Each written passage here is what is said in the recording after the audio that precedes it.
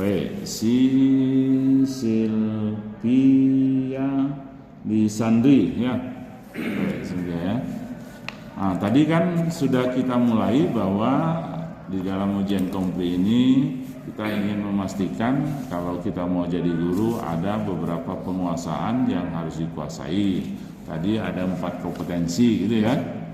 Nah, kompetensi apa saja tuh? Kompetensi pedagogis, Terus? kompetensi kepribadian, kompetensi profesionalitas, kompetensi sosial. Sosial, terus? Pribadian, sosial, pedagogi, satu lagi?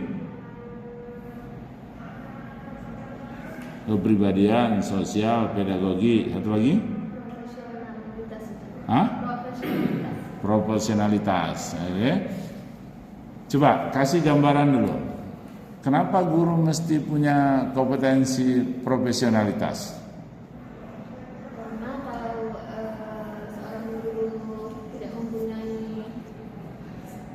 Karena kalau seorang guru tidak mempunyai kompetensi profesionalitas itu gimana dia mengajarnya, Ustaz? Karena kompetensi profesional itu kan penguasaan materi ya, Ustaz. Penguasaan materi. Jadi kalau seorang guru saja tidak menguasai materi, bagaimana dia menjelaskan ke anak muridnya gitu, Ustaz? Kalau kompetensi pedagogi apa bedanya?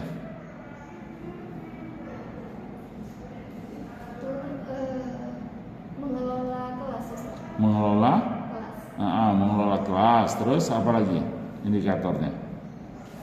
Dia bisa menguasai kelas, membawa kelas supaya bagus, bergerak, termotivasi. Terus apa lagi?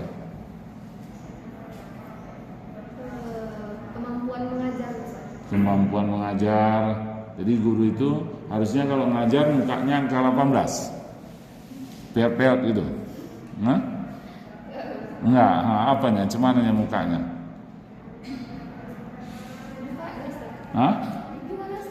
Muka orang yang ngajar itu mukanya dibuat jadi peot-peot atau cuman? Menjelaskan seperti biasa, Ustaz.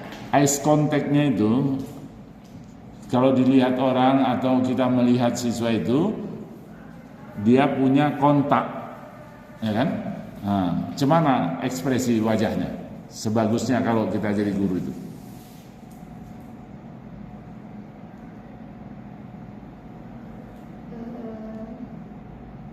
Kalau kamu ngajar di depan kelas, datar aja, anak-anak ini jumlah ismiyah ya, gitu. Kira-kira anak-anak itu mau belajar bahasa Arab? Cemana caranya? Lebih aktif sih, Ustaz. Lebih aktif. Lebih aktif, ya ekspresi wajahmu lah. Gimana caranya supaya?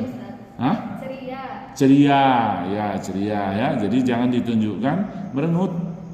Ceria. Jadi guru itu di depan kelas harus menunjukkan keceriaan. Supaya apa itu? Supaya anak-anak juga semangat belajar. Semangat. Selain ceria, apa lagi?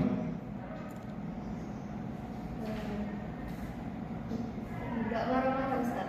Tidak marah-marah. Kenapa? Tidak boleh marah-marah?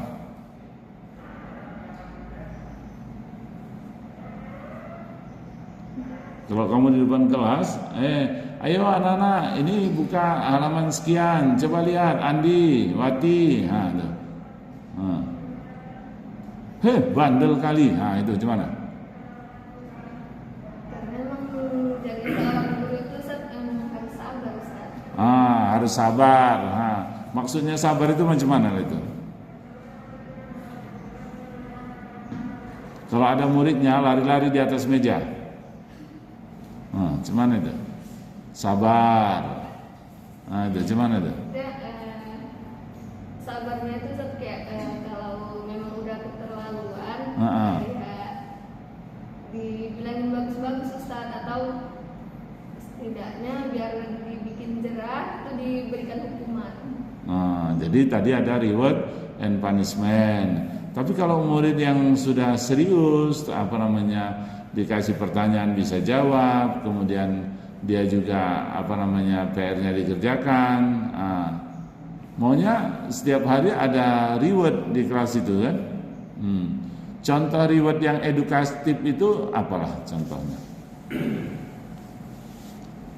Penghargaan yang betul-betul bernilai pendidikan itu contohnya apa? Tadi dalam kelas kamu.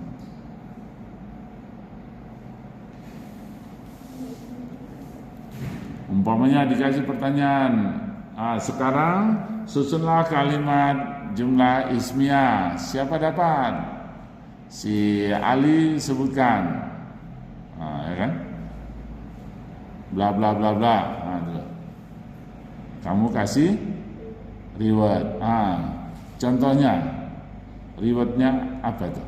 Bentuk hadiah, Ustaz. Hadiah. Alat tulis. Alat tulis. Kamu bawa pulpen setiap hari saya tulisin. Kalau nggak punya pulpen, bisa nggak ngasih reward yang edukatif di kelas? Boleh, Ustaz. Apa contohnya?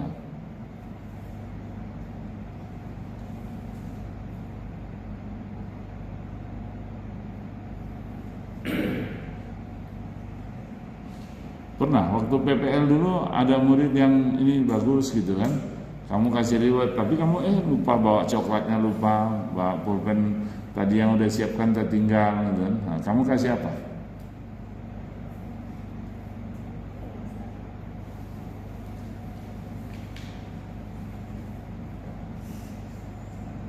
Murid-murid itu dibilang aja, ini jawaban yang bagus.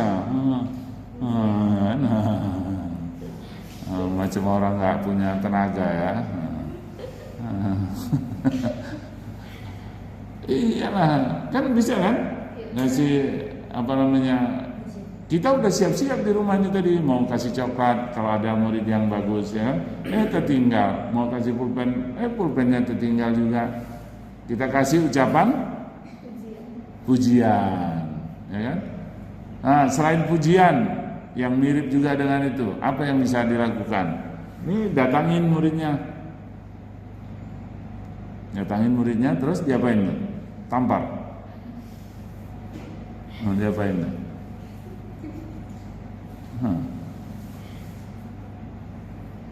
Pernah melakukan yang gitu? Kita datangin tuh kan, dekat ke kursinya.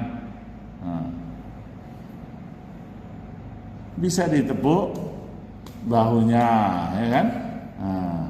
Bagus sekali nih Ahmad, sudah memberikan jawaban yang bagus, ya kan?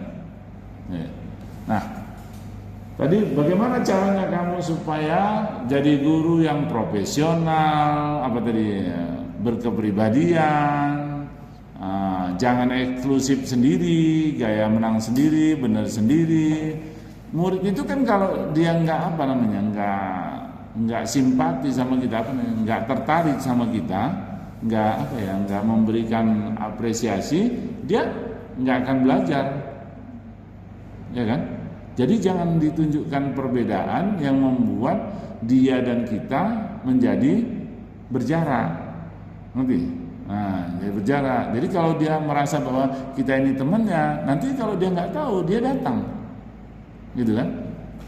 Kalau dia umpamanya mau memberikan penjelasan, dia tunjuk tangan. Itu kalau guru yang sudah jalan itu bagus gitu dia. Tapi kalau enggak dapat. Kalau sia-sia nanti di kelas. Kamu macam mana cara melakukannya supaya kelasnya itu dapat, ininya dapat?